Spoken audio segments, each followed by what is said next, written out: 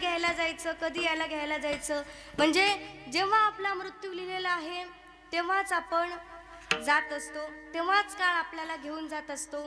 कारण बघा, आपण कितीही उड्या मारल्या, कितीही काही केलं, कितीही आपण धावलो, कितीही चाललो, तरी सुद्धा आपल्याला काहीच होत नाही.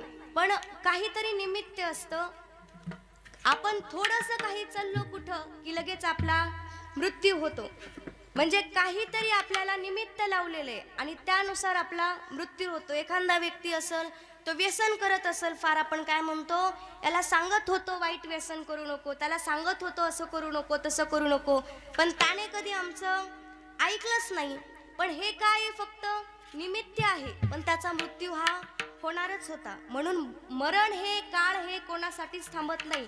जेव्हा सटवीनं लिहिलेलं आहे तेव्हा आपल्याला जावंच लागणार आहे. विठ्ठल विठ्ठल.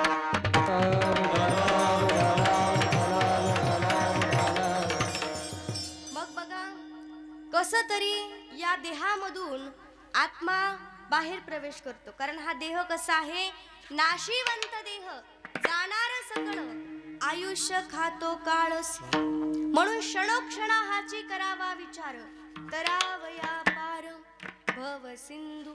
म्हणून क्षणोक्षणाला आपण विचार केला पाहिजे. हा देह कसा आहे, नाशिवंत देह आहे. शरीर संपत्ती मृगजळ भाण जाईल ना असो न खरे नव्हे. हे खरं आहे का देह? अजिबात नाही. एक दिवस आपल्याला जावंच लागणार आहे. मग कसं बस या नाशिवंत देहामधून तो आत्मा बाहेर प्रवेश करतो. मग यमदूत त्या ठिकाणी उभे असतात. मग यमदूत सोबत घेतात त्या आत्म्याला, यमलोकामध्ये जातात आणि 24 तासामध्ये त्याने जे काही पाप पुण्य, चांगलं वाईट कर्म केले, त्याचा लेखाजोखा 24 तासामध्ये केला जातो. मग 24 तास पूर्ण झाले की परत त्या आत्म्याला भूतलावरती, ज्या ठिकाणावरून त्या आत्म्याचा प्राण गेलेला आहे, ज्या ठिकाणावरून यमदूतांनी त्याला यमलोकाला नेलेलं आहे, त्याच ठिकाणी आणून सोडतात. आणून सोडल्याच्या नंतर 13 दिवस तो आत्मा त्याच ठिकाणी राहत असतो. इकडं तिकडं तो भटकत असतो. तो पाहतो की आपले नातेवाईक रडतायत. शांत बस, मला काही झालं नाही, मी तुझ्या जवळच आहे. फार तो बोलण्याचा प्रयत्न करतो, पण ते त्यावेळेस